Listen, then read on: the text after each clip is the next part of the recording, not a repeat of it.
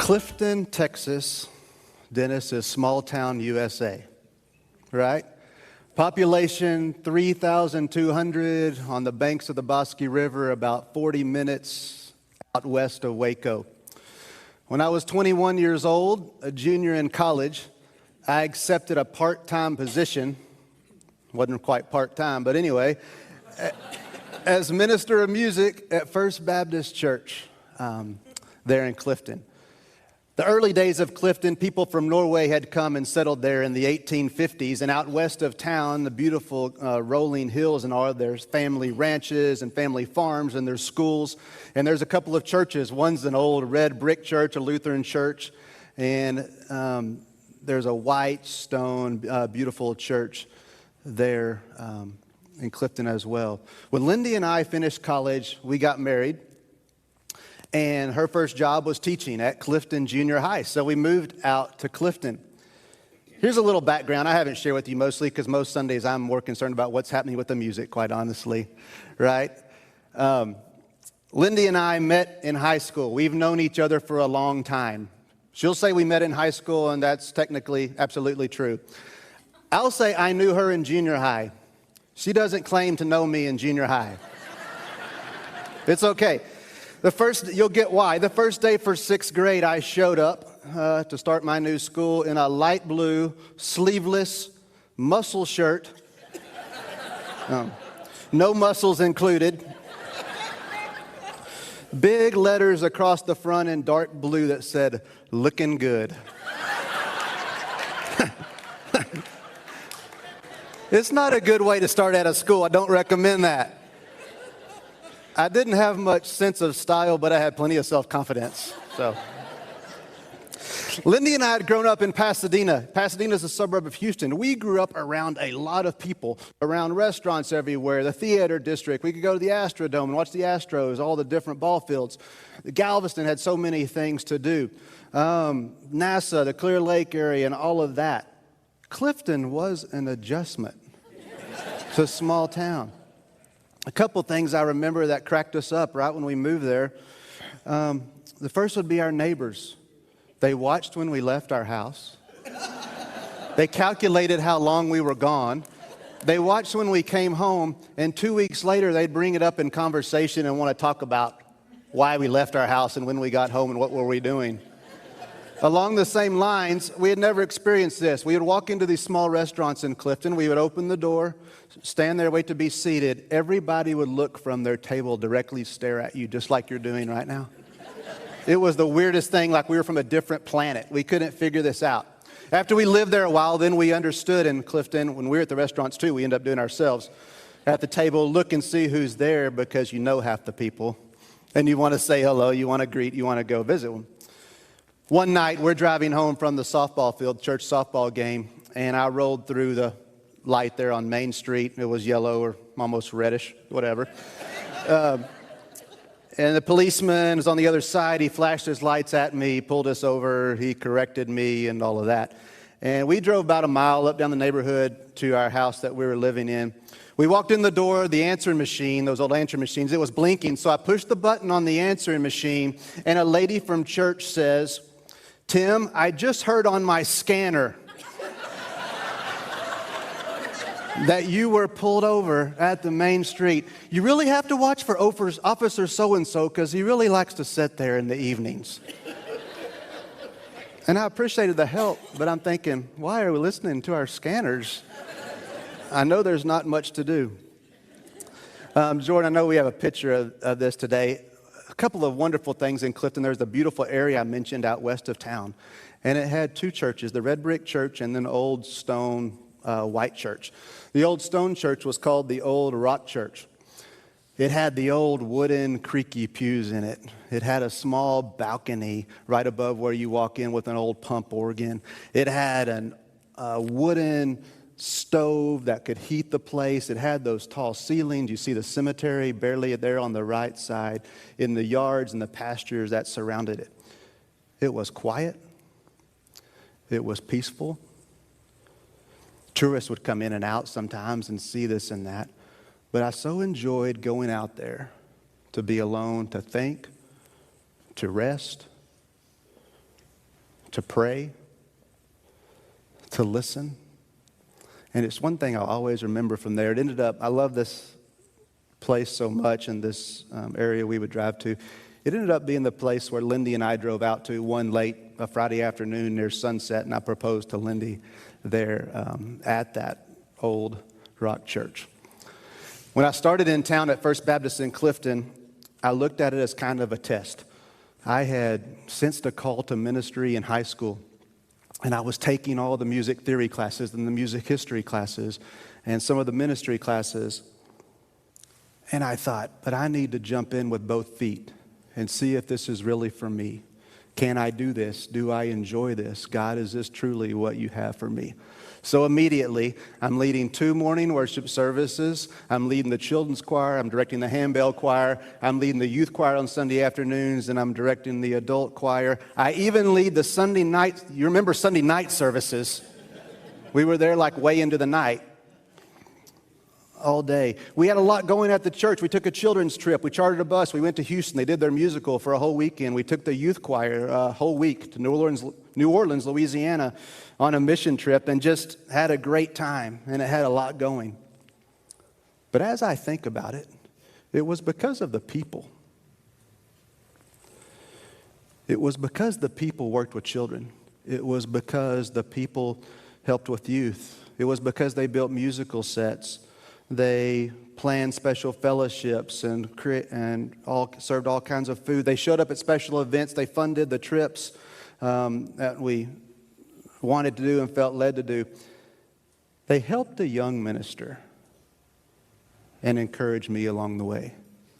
When Lindy and I were married, they helped a young couple in the first few years of marriage. They would include us. They would... trying to think of all the things. They did a wedding shower for us. They, when we had moved away, we came back. They did a baby shower for our first child. Every Wednesday night, I would leave the building. I would hear laughter coming out of the fellowship hall where they were sitting around for hours just laughing and talking and telling stories. And they included us in all of that. And I was thankful then. But as I look back now, I'm even more thankful. Lindy and I have been fortunate to serve in churches where this has been true to some degree, in Seminole, and then in San Marcos, and then in San Angelo as well. We have great friends and lasting friendships and memories from all those places. I asked this morning, who has gone above and beyond for you? Maybe a family member or a friend in a time of desperation for you. Maybe a coworker or a colleague that did something for you and helped you in a way that you will never forget. Maybe a parent or a grandparent or an aunt or uncle that you knew you could always turn to, that you could always depend on. I know for some of us, how about this? Maybe a teacher who helped you discover a gift or a passion that you never even realized you had. I know you know this story well today, and I want to look at the 2 characters at the end of the parable. Verse 33 says this, "But a Samaritan, as he traveled, came where the man was, and when he saw him, he took pity on him. He went to him and bandaged his wounds, pouring on oil and wine." That's probably the most well-known part. But then he goes above and beyond. He takes another step, not just the initial help. It says he puts him on his donkey, and he took him to an inn, and he took care of him. He went the extra mile. But that's not the end then. Then it says in verse 35, the next day, he took 2 silver coins, and he gave them to the innkeeper. "Look after him," he said, "and when I return, I will reimburse you for any extra expense you have." It's not just to me that he helped him, is that he helped him initially. He continues, he helps him again. The next day he wakes up and he thinks, how can I help him again? And you know that part well. The other character is the innkeeper. He's mentioned once. He never speaks. He never acts. We can imagine he just stands there, but there's responsibility all of a sudden thrust onto him, right? In the scripture, the innkeeper doesn't volunteer to help. He doesn't say, "What can I do?" The Samaritan simply looks at him and says, "Look after him." It seems a Samaritan thinks that this is possibly going to happen. It makes me think, not much is said about it, but it makes me think, how did the innkeeper feel through all that? But it happens the same in our own lives. When things come we're not expecting, when things come that we're surprised at. So I can imagine the innkeeper standing there, and we don't know if he's a great helper. We don't know if he was a nurse in some way or a doctor to help physically or any of that. In fact, the parable ends kind of quickly, and we don't know. But the Samaritan says, "Look after him." We ask the question, who's gone above and beyond for you? I think the next question for us today is, who do we go above and beyond for right now? Who do we do that for? Who has landed on our doorstep? Who do we have the opportunity to care for and support? You think back in recent days or months in your life. Who is it or what situation has surprised you and all of a sudden given you an opportunity to show God's mercy to someone, to minister to someone? You know, this whole part of the parable, the question was asked, who is my neighbor? Jesus says, basically, as he replies and tells the parable, it's actually anyone in need.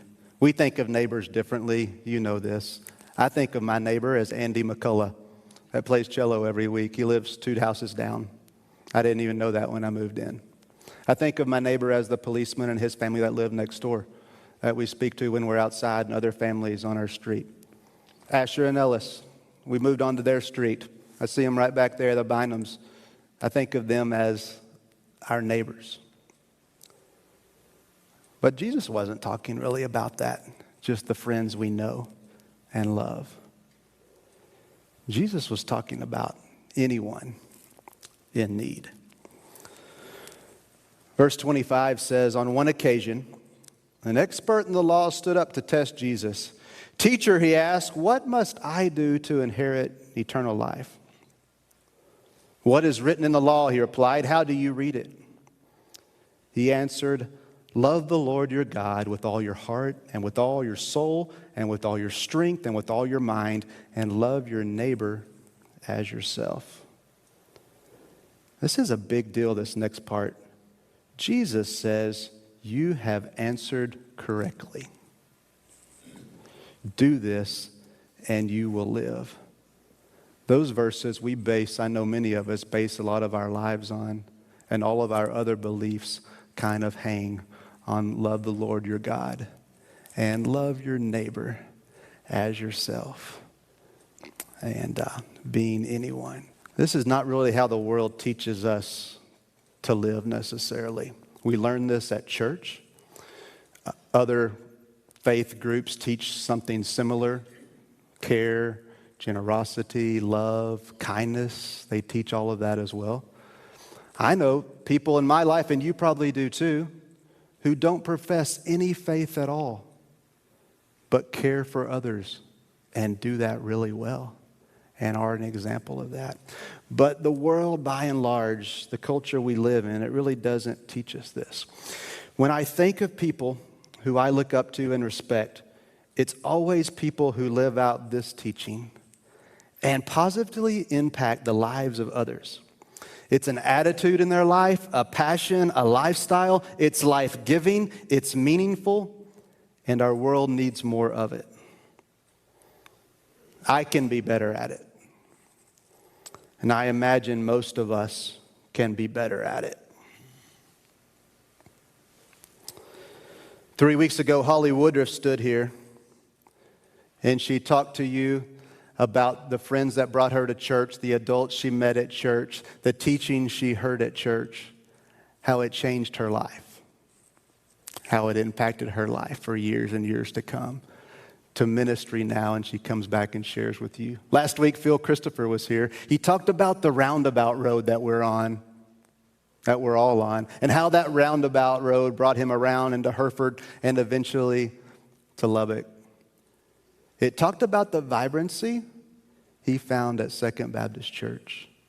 It talked about what the people, the church family, taught him and how that's influenced him throughout his life. I can't really speak to Second Baptist 40 years ago. I can't speak to it 20 or 30 years ago. But I can to the last couple of years. I'm about to bring it home a little more personal. I think it takes effort to be the kind of church Holly spoke about, the kind of church Phil spoke about. I think it's like a successful sports team, a team that goes deep into the playoffs, maybe even a team that wins a championship. They can't expect to do that next year automatically. The players change, the dynamics change, sometimes the practices change. Sometimes the skill level changes. It's a constant effort and a constant work. And I think that applies to churches too. I think we just shouldn't talk about the history of our church. 8 months ago, I was asked a question, and I shared with the VLT some things. And some of you were there that night, and you've heard this just a little bit. I shared with them concerns I had about the culture of our church family at this point, and unique in the life of our church right now. Some of us have been here a long time. Either we don't notice this, we accept it, we ignore it, or we just think it's who we are. This is what I told the VLT that night, and I share with you too in this opportunity as it fits today. What I've found and sensed since we arrived is there is an underlying spirit here of negativity, skepticism, criticism that lives just below the surface. It's not around all the time. It bubbles up. It bubbles up here and there, maybe in a Sunday school class, maybe in a personal conversation, something triggers it. Maybe in a small group over here. I told the VLT that night, it concerns me. I haven't been here all these years. I hear the history. I appreciate the history. But I've been in other churches, and I know it's not the norm for churches. It's not who we want to be. It is something we can work at. And Charlie says many times through the last 2 years, this is a good church, and I totally agree with all those things that Charlie says. But it's still something we can work at. I know today we're together as a whole, and this, what I'm talking about, this negativity crops up in smaller groups. That's why I still mention it today, because it's still present, even though not with the entire whole all the time. Each day we all make a decision about who we want to be and how we want to relate to others. The church Holly talked about, and Phil and Charlie, we can be that church again. And you're saying, Tim, I don't even believe that. So I'm going to say to you, we can continue to be that church. I think we need to be that church for the future, for our young people. It is some better than it was 8 months ago, I'll say that. And it's much better than it was when Lindy and I arrived almost 2 years ago. Together, I believe we can make a difference. We can continue to live up to what is printed on the back of our worship guide. Every member a minister.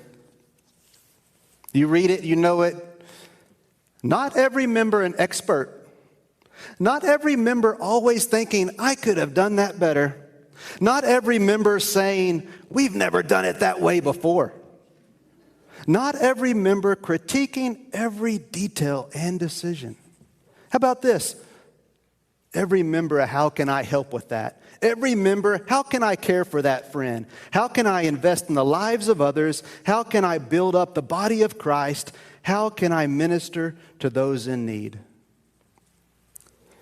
In Clifton, there was a woman named Frances Hatter.